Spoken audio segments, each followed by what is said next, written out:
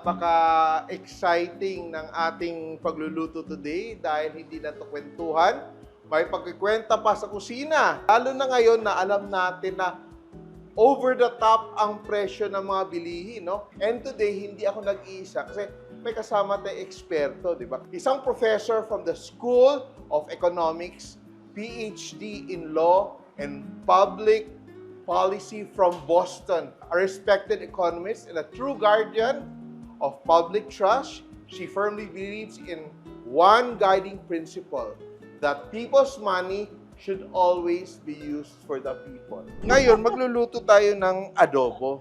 Adobong baboy. And we are using local pork. Gusto ko nang tanongin, Chef, what makes a food adobo? Adobo really is very vinegar-driven. It's a way of preserving. And it's a way of cooking that has been done even before the Spaniards arrived. Ito, unahin ko lang tong aking pork, which I will sear. The quality of the food that we eat is really affected by economics. Yung presyo, Sino ba yung gusto diba? kumain ng hotdog at itlog araw-araw? Correct. Pero kung yun lang yung kaya ng bulsa mo, ano yung gagawin mo? Oo. Yan. So, ito na yung ating pork. I just seared it. And now, I will add my garlic. Okay. Some people put onions, some people don't. No? So, I like to add a little bit of garlic.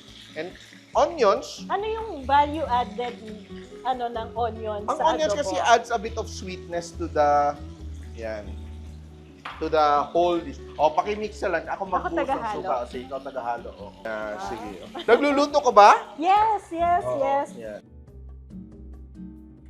Pero ako, yung pinaka-frustration ko talaga, bakit when we go to showcase our food, wala tayong parang trade thinking na sinasabi mo na parang, I'm promoting Filipino food dahil I want the economy in the Philippines to benefit from introducing Actually, it. So, maganda yung idea na sinasabi mo, Chef.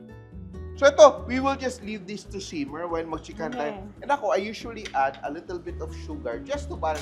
I don't want my adobo to be sweet, but just to mellow down the sharpness.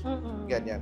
Di ba, nakakain ka na ba or style nyo ba magluto ng adobo na may patatas? Yes. Dahil basta mataas yung presyo, then you add patatas to extend the food. Yes, exactly. So patatas. Lagyan natin ng konting water. Eto, gagawin na lang natin dito. Tatabi ko to. So, luto na yung ating adobo. Simple.ph. Living made simple.